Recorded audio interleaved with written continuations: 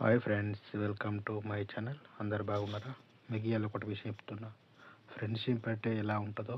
ఏంటంటే ఒకరికి నువ్వు ఫోన్ చేయి మామ, ఒకరికి. ఎందుకంటే మీ అన్నిట్లల్లా ఫ్రెండ్స్లో మీ ఎంతమంది ఫ్రెండ్స్ ఉన్నారో అందరికి ఫోన్ చేసి నేను ఈ పరిస్థితిలో ఉన్నా, నాకు డబ్బులు కావాలి, ఒక 20,000 రూపాయలు కావాలి మామ, నాకు ఇయ్యని నువ్వు అడుగు మామ. వాడు ఏమంటాడంటే, మామ నాకు వేరే పని ఉందిరా మామ, నాకు వినబడతలే మామ, మామ అంటాడు తప్ప.